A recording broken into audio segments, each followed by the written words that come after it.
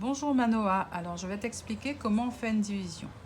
Mais avant, je voudrais m'assurer que tu saches à quoi cela sert.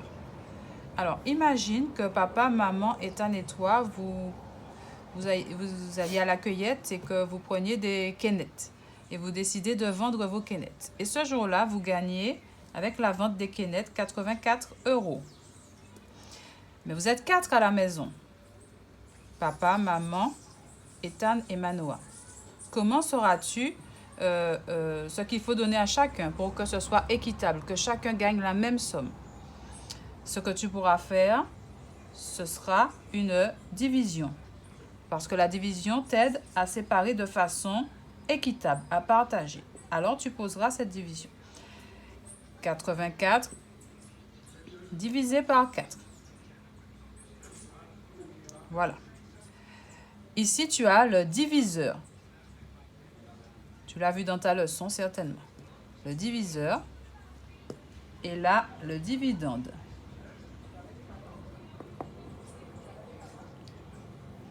Voilà. Alors, comment fait-on une division? Première chose à savoir, c'est que le chiffre qui est au diviseur, c'est le chiffre dont tu dois connaître la table. Dès que tu vois une division, tu regardes le diviseur pour savoir quelle table il faut que tu gardes en tête. Les autres ne te seront pas utiles. Ici, tu devras te rappeler de la table de 4, la table de multiplication de 4. Tu sais déjà que tu devras l'utiliser. Et tu vas choisir le premier chiffre, le chiffre des dizaines, donc ici, le 8. Et tu vas te dire, dans la table de 4, est-ce qu'il y a un résultat qui est 8?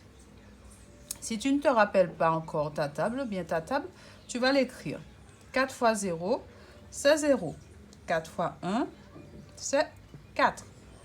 4 fois 2, c'est 8. Très bien.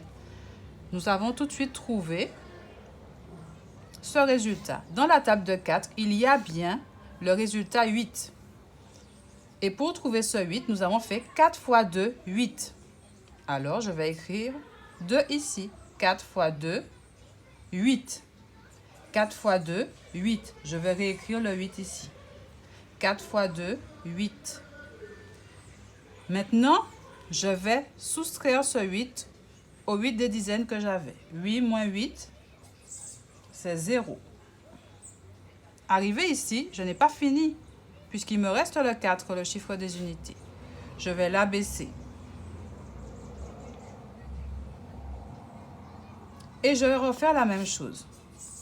Est-ce que dans la table de 4, il y a un résultat qui est 4? Oui, je l'ai déjà écrit ici.